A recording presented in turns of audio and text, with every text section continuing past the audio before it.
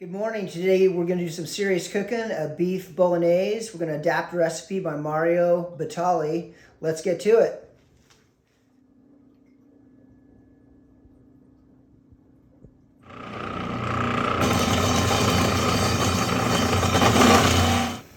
Get the onions a little translucent. And our carrot celery, we're going to just wait a few minutes on the garlic. We don't want to overcook the garlic at too high a heat.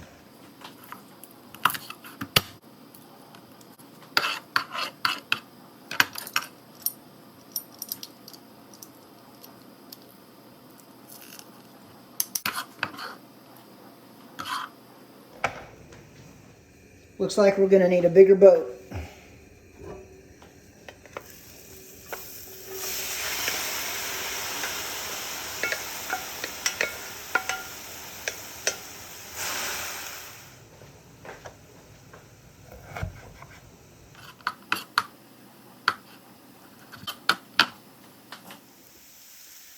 I'm going to be a little unconventional. I'm going to take out some of the veggies just to get some space for some high heat for the meat to sear. Not super critical to take it all out. The pancetta, it's diced. That's going to put a nice fatty oil layer in the pan, and then we'll do the ground beef, which is also 20% fat. So there's quite a bit of fat in this, which makes the bolognese super rich. Okay, we're going to let that simmer for, I don't know, maybe 5 or 10 minutes, get that fat reduced down a little bit, and then we'll add our beef.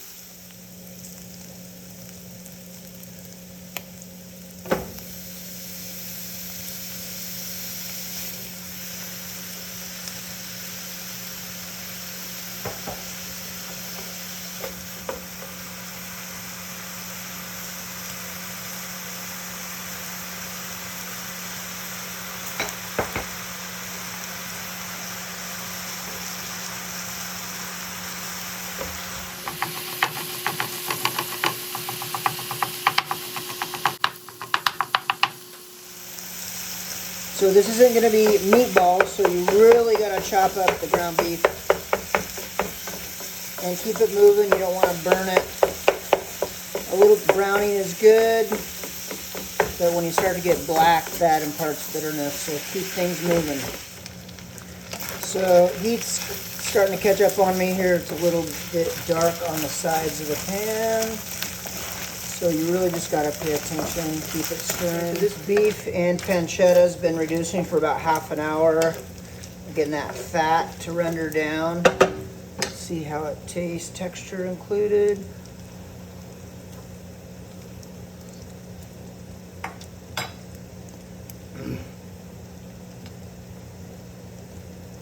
Beefy, a little fatty. I've already added several pinches of salt, so we're going to let the salt stand. And now we're going to really lower the heat for another half hour or so, and then we'll add the rest of our ingredients.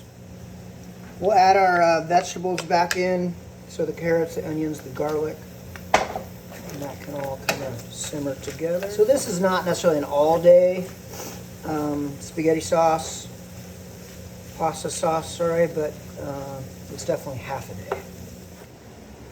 So the real inspiration for this recipe, this is our tomato paste we're adding, is from Destin, Florida. I was stationed there for the last 10 years of my career at AVSOC at Hurlburt Field in Fort Walton, and that's in the Panhandle, Florida. And in Destin, there's a restaurant called La Famiglia. And my dear friend Michaela was one of the family members that owned that restaurant. And I'd often go there, say hi to her and the rest of her family, her parents, and sit down at the bar that's in the restaurant and have a bowl of beef bolognese. Really good, and I always wanted to be able to make it. So I'm making it here. This is probably my third or fourth time doing it, and it's just so good and got a lot of good memories associated with it. And I hope that you too, you and your family can learn to love this recipe. Okay, we're adding the milk, which actually have a little bit of cream in there to really richen it up. Awesome. Okay, I put the milk in, simmered for about an hour, and now we're going to add some white wine. This is a Chardonnay, Rancho Santa Fe Wines out here in San Diego. A good friend of mine, Kate Spooner, this is amazing wine. It's wild use Chardonnay from South Africa. Just going to pour that in there. It's gonna deglaze the pan a little bit. I'll let this alcohol simmer off and then reduce the wine further. So our bolognese has been cooking for almost 4 hours from start to finish. It's great. I've added just a little bit of water, maybe half a cup of hot water for my pasta water. The pasta is done. We're going to take that out. And this is where you combine the bolognese. Whoa, a little bit too fast. And the pasta and a little bit of pasta water to lighten it up a little bit if you'd like. Okay, this is about 10 ounces of pasta. Should be enough for a family of 4. And then once you add the sauce to it, amazing. Let me get a quick taste of that. Just a couple noodles. A little bit of the sauce.